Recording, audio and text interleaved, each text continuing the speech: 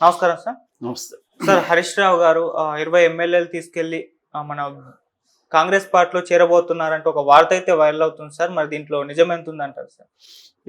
అంటే యాక్చువల్‌గా ఏం జరిగిందంటే మునుగోడు ఎమ్మెల్యే కోమటిరెడ్డి రాజగోపాల్ రెడ్డి హ్మ్.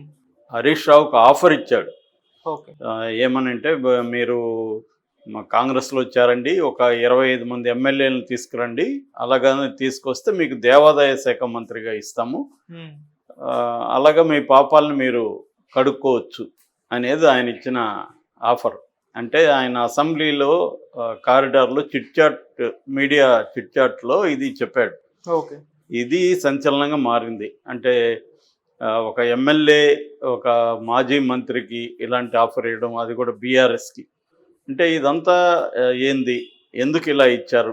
అనేది చర్చ జరుగుతుంది. యాక్చువల్‌గా ఏందంటే మనం చూస్తే గత కొంతకాలం నుంచి బీఆర్ఎస్ నుంచి కాంగ్రెస్‌లోకి వలసలు మొదలైనట్టుగా కనబడుతుంది. ఆల్రెడీ ఎంపీ వెంకటేష్ జాయిన్ అయ్యారు. తర్వాత ఎమ్మెల్సీ పట్నం మహేందర్ రెడ్డి జాయిన్ అయ్యాడు. బొంతు రామ్మోహను, తర్వాత ఫసీయుద్దీన్ మాజీ మేయరు, వీళ్ళు కూడా జాయిన్ అవుతున్నారని చెప్తున్నారు. సో ఈ క్రమంలో ఏంటంటే మెల్లగా బీఆర్ఎస్ నుంచి కాంగ్రెస్లోకి జంపింగ్స్ అనేవి స్టార్ట్ అయినట్టుగా కనబడుతుంది. సో ఈ నేపథ్యంలోనే మనం ఈ రాజగోపాల్ రెడ్డి ఆఫర్ను కూడా అర్థం చేసుకోవాలి. మరోవైపు జగ్గారెడ్డి కూడా కాంగ్రెస్ నాయకుడు జగ్గారెడ్డి కూడా ఏం చెప్తున్నా అంటే దాదాపు 20 నుంచి 25 మంది ఎమ్మెల్యేలు మాతో టచ్లో ఉన్నారని చెప్తున్నారు.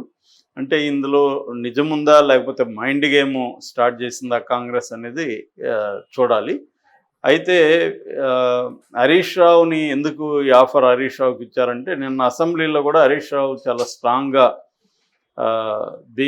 బీఆర్ఎస్ తరఫున కాంగ్రెస్ వాదనల్ని తిప్పికొట్టడానికి ట్రై చేశాడు. అంటే ఇక్కడ ఏం జరుగుతుందంటే నీటి వాటాలకు సంబంధించి ఆంధ్రప్రదేశ్ తెలంగాణ మధ్య ఒక వివాదాలు ఉన్నాయి. ఆ వివాదాలని కాంగ్రెస్ ఉపయోగించుకోవాలని ట్రై చేస్తుంది. దానికి తెలంగాణకు అన్యాయం జరిగిందని, ఆ అన్యాయానికి కారణం బీఆర్ఎస్ అనేది కాంగ్రెస్ వాదన. లేదు, అసలు మేము కొట్లాడడం వల్లే మన రైతులకి న్యాయం జరిగింది, మేము వాటర్ ఇవ్వడానికి మా గవర్నమెంట్ ప్రత్యేక శ్రద్ధ తీసుకునింది. సో అయితే తెలంగాణకి 299 టీఎంసీలని కేటాయించింది, 512 టీఎంసీలని ఆంధ్రప్రదేశ్ కేటాయించింది బచావత్ బోర్డు. దానికి మేము వ్యతిరేకంగా కోర్టులోకి వెళ్ళి స్టే కూడా తెచ్చాము. ఇవన్నీ హరీష్ రావు నిన్న చెప్పాడు. బయటకు వచ్చి కేటీఆర్ కూడా మీరు ఒక్కరే వాళ్ళందరినీ ఎదుర్కోగలిగారు, బాగా శభాష్ బావా అన్నట్టుగా అభినందించారని కూడా వార్తలు వచ్చాయి. అంటే ఎందుకంటే హరీష్ రావు 2014 నుంచి 18 వరకు ఆ పీరియడ్లో ఆయన నీటి పారుదల శాఖ మంత్రిగా ఉన్నారు కాబట్టి తనకి బాగా ఐడియా ఉంది. సో వీళ్ళేమో యాక్చువల్గా ఏంటంటే కాంగ్రెస్ కేఆర్ఎంబికి ఇవ్వడానికి ఒప్పుకుందనే వార్తలు వచ్చాయి.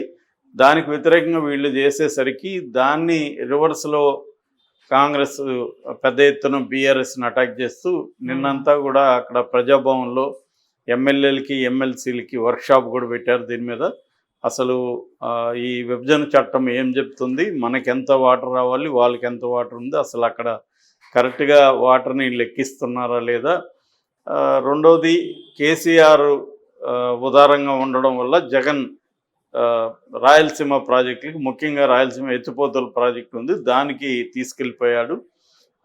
అది ఈవెన్ అసెంబ్లీలో కూడా జగన్ చెప్పాడు, కేసీఆర్ ఉదారంగా ఇవ్వడం వల్ల మన రైతులకి మేలు జరిగిందని.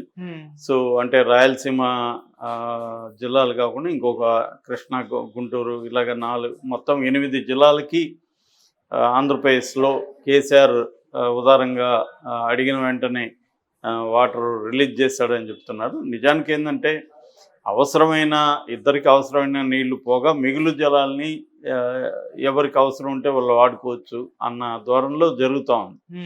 అయితే లాస్ట్ ఎన్నికల రోజు జగన్ తన మనుషులను అక్కడికి పంపించడం, దానికి కారణం ఏంటంటే ఆంధ్రప్రదేశ్ కేటాయించిన గేట్లను కూడా వీళ్ళ అధీనంలో పెట్టుకున్నారు. ఆ గేట్లని వాళ్ళు వచ్చి మా గేట్లు కాబట్టి మా అధీనంలోకి రావాలి, అని చెప్పి వాళ్ళు గేట్లు ఓపెన్ చేసి రైతులకి వాటర్ వదలడం అనేది జరిగింది. ఉమ్, దాన్ని అప్పుడే రేవంత్ రెడ్డి ఇది ఎన్నికల స్టంటు, కేసీఆర్కి మేలు చేయడానికి జగన్ ఇలా చేశాడు అనేది విమర్శించాడు.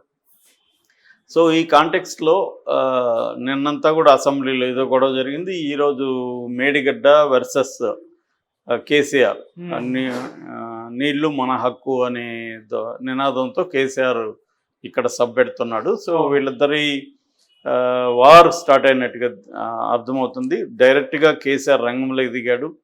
సో ఈ క్రమంలో కేసీఆర్ని దెబ్బకొట్టాలంటే కేసీఆర్ పద్ధతిలోనే వెళ్ళాలనేది కాంగ్రెస్ ఆలోచిస్తున్నట్టుగా కనబడుతుంది. ఆ పద్ధతి ఏంది? గతంలో 2018లో కేసీఆర్కి 8 మెంబర్స్ ఎమ్మెల్యేలు వచ్చినా కూడా కాంగ్రెస్ నుంచి మ్యాక్సిమం లాగేశాడు. అవును. సో అది కాంగ్రెస్కి చాలా కోపం తెప్పించే సంఘటన. ఎందుకంటే ప్రతిపక్షంగా నిజానికి ప్రతిపక్షాలు అనేవి ఖచ్చితంగా ఏ రాష్ట్రంలో అయినా దేశంలో అయినా ప్రతిపక్షం ఉండాలి. కానీ మనకి ఇప్పుడు ఏమైపోయిందంటే దురదృష్టం, మోడీ అలాగే చేస్తున్నాడు, ప్రతిపక్షాలే లేకుండా ఉండాలని మోడీ ఆలోచిస్తున్నాడు. మెల్లగా ఇదేమవుతుందంటే దేశమే ఒక రాష్ట్ర అంటే ప్రధానమంత్రి ఫెడరల్ వ్యవస్థ కాకుండా ప్రెసిడెన్షియల్ రూల్ లాగా అయిపోతుంది. అంటే మోడీకి అబ్సల్యూట్ పవర్ కావాలనేది మోడీ కోరుకుంటున్నాడు. అప్పుడు ఏంటంటే తను ఏ రకమైన ఈ కంట్రీని ఏ రకమైన పద్ధతులను నడిపించాలనుకుంటున్నాడో దానికి ఎదురు లేకుండా చూసుకోవాలనేది మోడీకి ఉన్న ఆలోచన. అదే పద్ధతిని ఇక్కడ అందరూ కూడా పాటిస్తున్నారు. గతంలో చంద్రబాబు 2014లో గెలిచినప్పుడు కూడా 23 ఎమ్మెల్యేలని తీసుకెళ్ళాడు, ఆయనకి అవసరం లేదు. అట్లాగే ఇక్కడ కూడా కేసీఆర్ కూడా అదే పద్ధతిలో కాంగ్రెస్ ఎమ్మెల్యేని తీసుకెళ్ళాడు. సో ఇప్పుడు సో దానికి టిట్ ఫార్ టాట్ లాగా రిటర్న్ గిఫ్ట్ ఇద్దాం అనేది రేవంత్ రెడ్డి ఆలోచన. అదే కాకుండా ఇంకొక కారణం కూడా కాంగ్రెస్కి ఉంది. ఎందుకంటే వీళ్ళకి అబ్సల్యూట్ మెజార్టీ లేదు, ఓన్లీ 5 మంది కాంగ్రెస్ వాళ్ళు, ఒక సిపిఐ ఉన్నారు. సో కాబట్టి ఇప్పుడు వాళ్ళకు ఉన్న అవసరం కూడా ఏంటంటే ఏదన్నా జరిగి రేపొద్దున కొంత అసంతృప్తి బయలుదేరేది కాంగ్రెస్లో.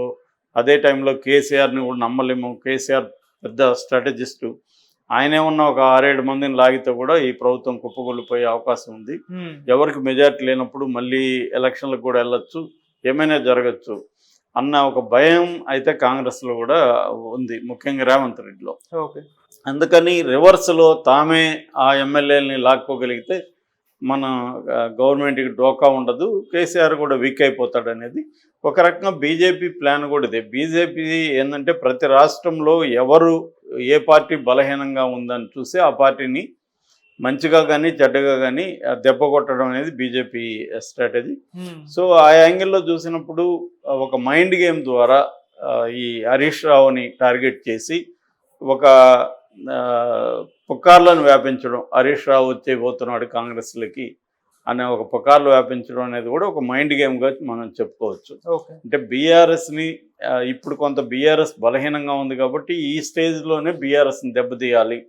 సో లోక్సభ ఎన్నికల్లో మ్యాక్సిమం నెంబర్ ఆఫ్ సీట్స్ని తెచ్చుకోగలిగితే రేవంత్ రెడ్డికి కూడా పదవికి డోకా ఉండదు.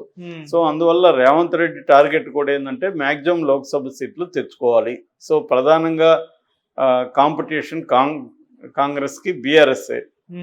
సో అందుకని బీఆర్ఎస్ను దెబ్బ కొట్టాలనేది కాంగ్రెస్కు ఉన్న వ్యూహం. దీన్ని ఇండైరెక్ట్గా బీజేపీ కూడా సహాయం చేస్తుందని చెప్తున్నారు. మోడీకి కూడా ఏంటంటే కాంగ్రెస్ విముక్త భారత అనేది మోడీ గోల్ కాబట్టి ఏ రాష్ట్రంలో కాంగ్రెస్ని ఎవరు దెబ్బతీస్తున్నా వాళ్ళకి మద్దతు ఇస్తుంది బీజేపీ.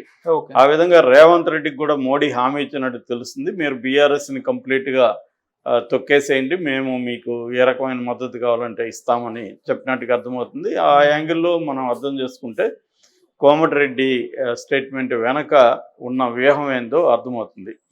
ఎందుకంటే బీఆర్ఎస్ శ్రేణిలో గందరగోళాన్ని క్రియేట్ చేయడం, సో జగన్ చేసిన మెథడ్స్ని ఇక్కడ అంటే ఫోర్స్ చేయడం, ఆశ చూపించడం, ఈ 2 మెథడ్స్ ఇక్కడ కూడా అమలు చేస్తున్నారు. అందుకనే మంత్రుల మీద చాలామంది మీద కేసులు స్టార్ట్ చేయబోతున్నారు. సో ఆ రకంగా ఫోర్స్ చేయడం వాళ్ళని ఇండైరెక్ట్గా, అంటే మా పార్టీలోకి వస్తే మీకేం ఇబ్బంది ఉండదు అన్న పద్ధతిలో చేయడం అనేది స్టార్ట్ చేసినట్టుగా మనకు కనబడుతుంది.